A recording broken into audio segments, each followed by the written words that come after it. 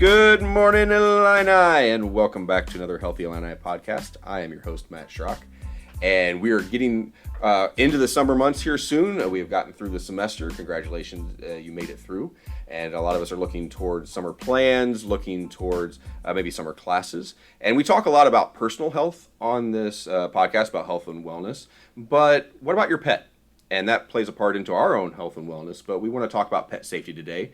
And it's all about your non-human best friend and keeping them safe. So let's jump right into it. Today I'm joined by Dr. Jenica Harashek. She is a clinical assistant professor with Vet Med and has worked in emergency medicine since 2014. Jenica, thanks for being here. Thank you for having me. Now, summer in Illinois can be really gorgeous. And today, the day we're recording, is absolutely beautiful outside. It's also really hot. It seems like we jumped over spring pretty quickly. We've come to summer. And that shift happens suddenly often in Illinois. And so many of us want to get outside as fast as we can when the weather turns nice. But being outside and being in the heat does present a few dangers to us, but also to our pets. So let's start with that change to warm weather.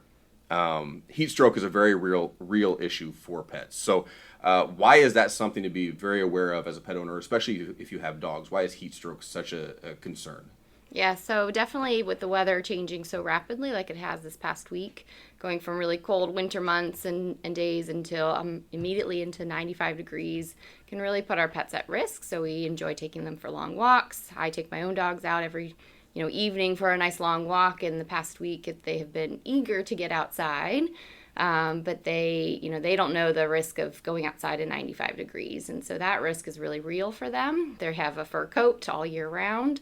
And so taking them outside when it's too hot and they haven't had time to adapt can definitely put them at risk of pretty serious illness. And so that's why it's important to kind of know that that's out there and it's real, and to make sure that we take precautions. And as eager as they are to get outside, we have to take care of them and make sure that we don't put them at that risk. What are some of those precautions going out? Because, like, obviously, if I'm going out in the heat, I'm not going to wear a sweatshirt. But like you said, Yep.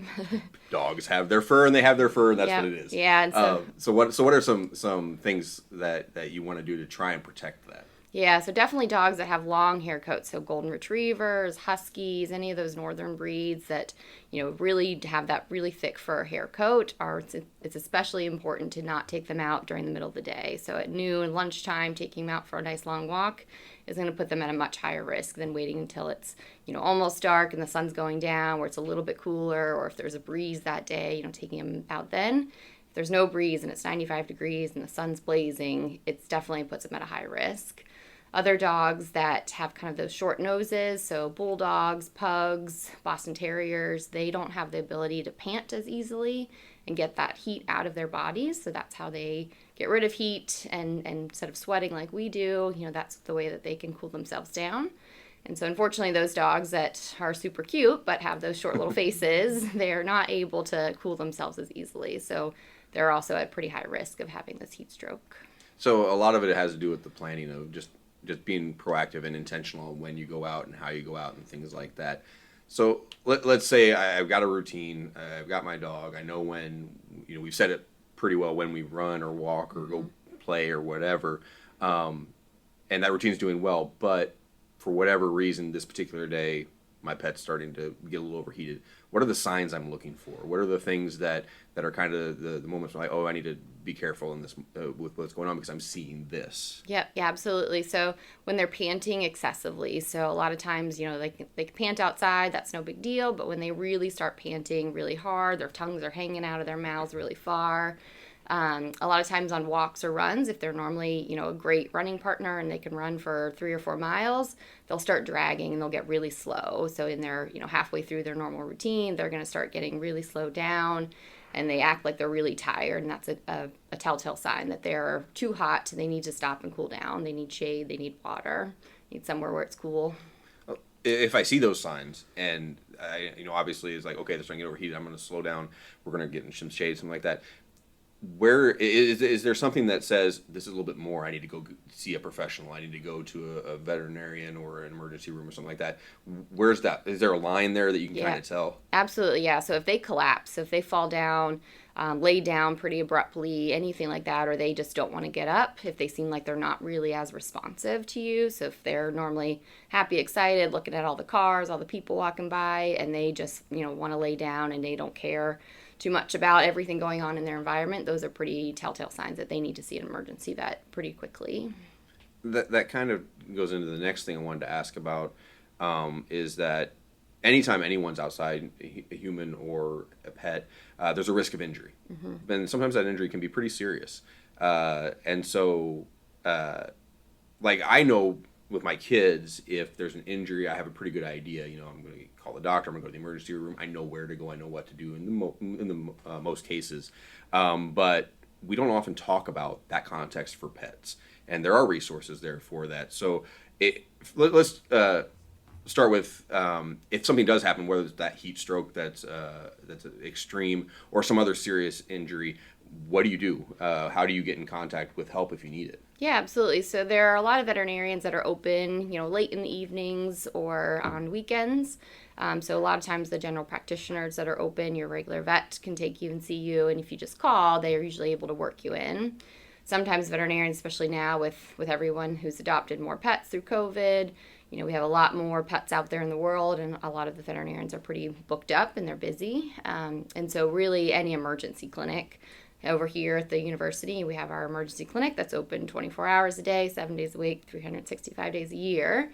And we'll see any pet that walks in the door. There's no appointment that's needed. If there's a referral coming from a regular vet over, we like to get a little phone call and heads up just to make sure we talk through everything and know what we're expecting. But we're happy to see any pet that comes in the door, and especially in these emergent situations. And as always, we will have the resources in the bio of this episode, and with that will be some resources for the university and in the area for emergency assistance and some ways just to get more information if you need that. So that will be there as well. Going back to some of the idea of heat stroke even and the seriousness that it can become, is there should pet owners be concerned about if their pet has darker hair? You wear black in the summer and it takes the heat in more. Is that something pet owners should be concerned about? Is that something to be aware of when you're out with your pet? Yeah, it's something that, is really important to kind of just keep in mind your own pet in particular. If they have really thick hair, if they're a husky breed, if they have dark hair, that definitely takes in the sun a little bit more. If they have both of those combined, it can be a pretty bad combination. So just keeping in mind your own pet, if you're not sure, is my pet at higher risk? Always call your vet or talk to your vet when you go see them at their annual appointments, and ask them and get that information. Definitely can be helpful knowing ahead of time what your pet's at risk for and how serious it could be. And what if we were talking about the two ideas of the heat stroke is really bad and the emergency services or calling a veterinarian? If a vet is not available or for whatever reason you can't get to them, you're just not in an area that you can get there, you don't have the transportation, whatever it may be, and you need to do some basically triage in the moment, giving a pet who's overheated water, can you overwater? Can you give too much? Is that an issue? No, definitely not. So giving them free access to fresh water is going to be great and helpful for them, especially in that time period while you're trying to get them to a veterinarian to seek emergency care. The other thing you can do is cool them down with a hose. Not ice cold water. That's going to cause their skin to kind of vasoconstrict, which basically tightens up all those blood vessels and makes them not able to get the heat out of their bodies as easier. But if you give them just basically a cool bath with the hose, that will help definitely cool down their bodies and get rid of that heat. And that can be pretty life-saving. So in that time period of getting them, out from the heat and to a veterinarian, just cooling them down with the hose is going to be helpful. So we've talked about the emergency option, or at least some advice on going to emergency rooms and getting that care from a veterinarian. But are there common traumas that you normally see that are fairly easily to avoid, that you just see a lot of in the summer from pet owners? Yeah, it's great to be able to be outside in the summer. We all love it, and taking our pets outside is a very common thing. With that comes, taking your pets outside and sometimes not putting them on a leash or not keeping them in a confined area that keeps them safe.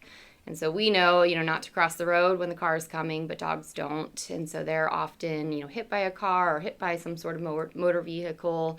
And that's, can be pretty traumatizing for the pet. It can be pretty serious. It can cause some pretty serious injuries that can cost a lot of money.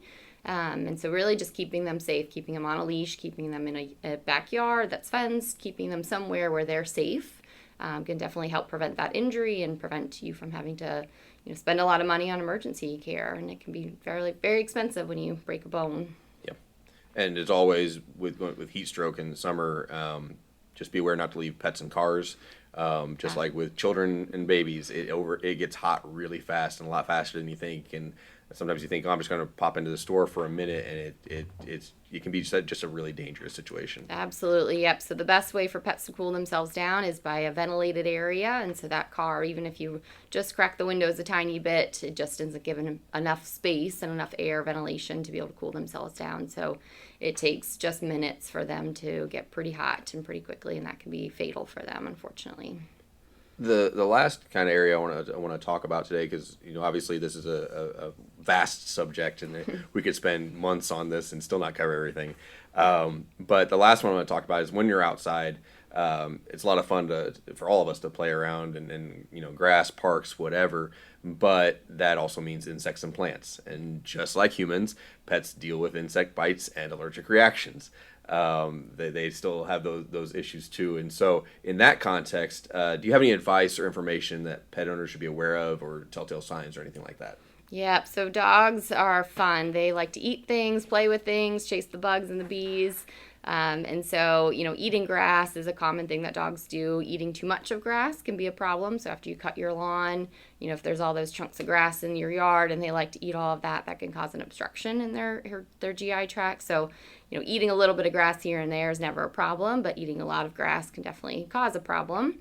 So if they really enjoy eating all of that grass, just trying to kind of prevent that from happening. The other thing with insect bites, they can have a small insect bite and not have a problem, but just like you and I, there's some of us who have really severe allergic reactions. And so dogs, they commonly will start vomiting and having diarrhea, and that kind of acute change that happens pretty rapidly tells you that reaction is pretty severe. So if you see that, they come in from, outside playing in the yard, and all of a sudden they're having those clinical signs, and taking them to a vet right away is important. Is that something you want to do the first time, or is that, they've thrown up once, you kind of monitor it, or is it immediately you want to make that call? Yeah, great question. So sometimes that vomiting is just one time, and that's because they, ate the wrong thing in the yard. But if they start vomiting a couple of times and they look really weak, or they're stumbling around, they don't want to eat their dinner, anything like that is going to tell you that there's something a little bit more serious going on. Is there a particular way to look for ticks, or to look for any kind of sign of a tick? Because like you with children, you go through the hair kind of thing. With dogs, it's a little bit tougher because they've got hair everywhere, and if you're doing that every time they go outside, is there some way to consistently keep an eye on it, or anything that you're looking for? Yeah, the best thing that we can do for ticks and fleas and things like that is actually just put a preventative type of medication on them. So there's lots of different varieties out there. Your local veterinarian, private practitioner is going to have all of that information for you. You can Google it and research it too, but the veterinarian is going to have that most information and the best way to kind of help guide you picking which one. But preventing those tick bites and the flea bites are going to be the best thing, because as you said, every single day, every single time they go outside, it's hard to comb through all that hair. So preventing those tick bites is really helpful. The bees and the mosquitoes, sometimes, all those flying insects, those are the ones that usually cause those allergic reactions. So along with the fleas and ticks, a lot of those medications also have things that cover them for heartworms, and heartworms can be also very serious. And in the summertime months, those mosquitoes are those insects that carry that infection, and so preventing them from all of the heartworms, the fleas, the ticks, all the infectious diseases those things carry can be really important, especially these summertime months. Are there any hotlines? Because obviously, if I have an issue, I call 911.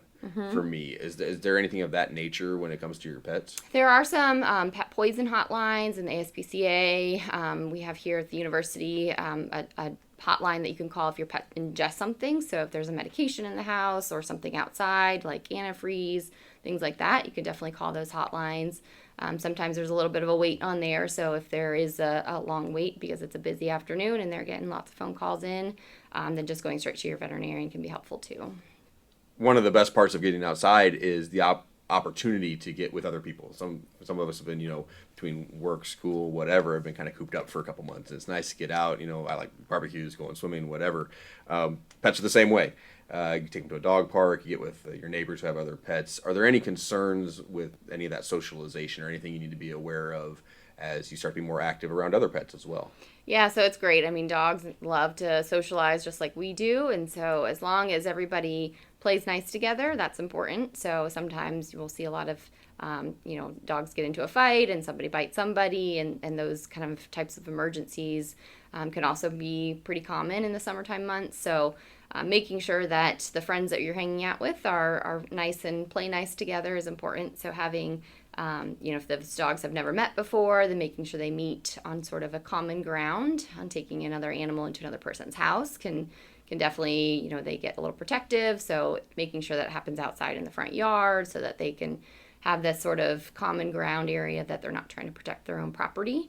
And then making sure that they play nice together and keeping a close eye on them. Just turning them loose and letting them run is not always the best way to do it. Just making sure that they're supervised while they're kind of greeting themselves, and there can be little, types of scuffles and grumbling and talking and things like that happen, and they'll usually work it out. But sometimes dogs don't want to play nice together, and so if they don't, then making sure that they stay separated is important. Going to the dog park is always fun, and a lot of times those dogs love to go to the dog park and they play all really well together with everybody.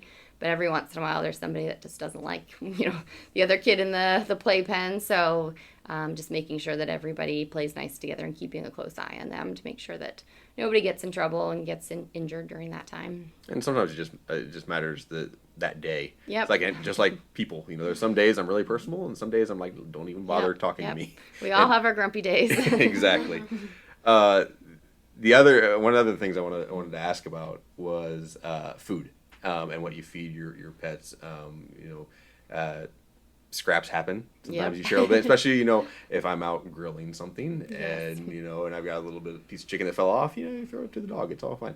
But is that okay? That kind of idea? Yeah, there's definitely some dogs that are a little bit more sensitive to it. And so just a little bit of people food can make their stomach pretty upset. They can get something called pancreatitis, where their pancreas just gets really unhappy. And that can range in severity of just, a little GI upset versus pretty severe illness that has to be in the hospital to take care of. So most of the time, a little scrap here and there of a piece of chicken or a piece of steak or something, a hot dog that fell off, it's usually okay. But if your dog is extra sensitive to people food, then making sure they stay away from the grill while you're grilling, just so that they don't get that little piece of scrap that falls off.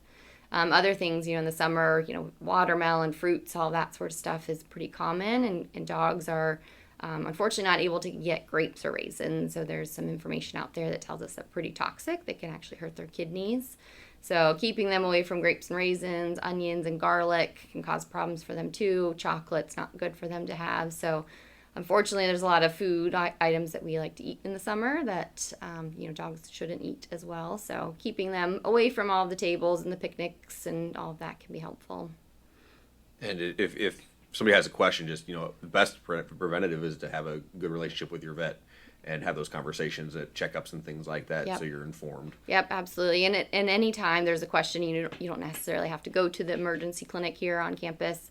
You can always call. We have the phone that rings all the time, and our students and our technicians and doctors can answer that phone and answer those questions anytime it's needed. As we're more active outside, just like all of us, pets will need to be bathed based on their activity.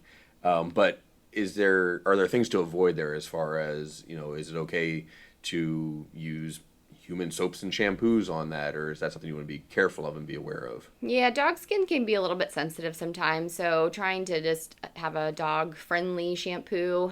Sometimes the shampoos that we use, Head and Shoulders, things like that, shouldn't be used on dogs or cats even. Some of the shampoos can have chemicals in them that can be toxic to them, especially if they lick it off. So really just getting, a regular shampoo from your vet and using that is going to be the safest way for sure. Depending on how active they are and how much they roll in the grass and the mud and the dirt and are playing around, you have to increase their bathing frequency a little bit more during the summer months. The winter, often all of us are so secluded inside that we're not rolling around getting dirty. So usually they don't need as many baths in the wintertime, but definitely in the summer, especially if they're getting dirty. Well, Dr. Harashek, thank you so much for being here. I appreciate all your input and advice. And again, the resources will be in the bio, but I just appreciate you coming and sharing these things that we may not know about how to take care of our pets in the summer. Absolutely. This is great. Thanks for having me. Summer brings a lot of activity for us, but also for our pets. And just like we talk all the time here on Healthy Illini, we want to be intentional and you want to be proactive in your own health and well-being. The same thing goes for our pets, whether it be dogs or whatever. But if you have questions on that, as always, the resources are in the bio. We are happy to take your communication, take your interaction here at Healthy Illini. If we don't have an answer, we'll find someone who does. But reach out if you have questions, but we just want you to be safe, and we want your pets to be safe this summer as well. Thank you for joining us today. You are on a personal journey no matter where you are in it. You are important and you matter. Your health and wellness are important and matter, and we are here to keep you well to excel. So go have a great week, Illini. Let us know how you're doing.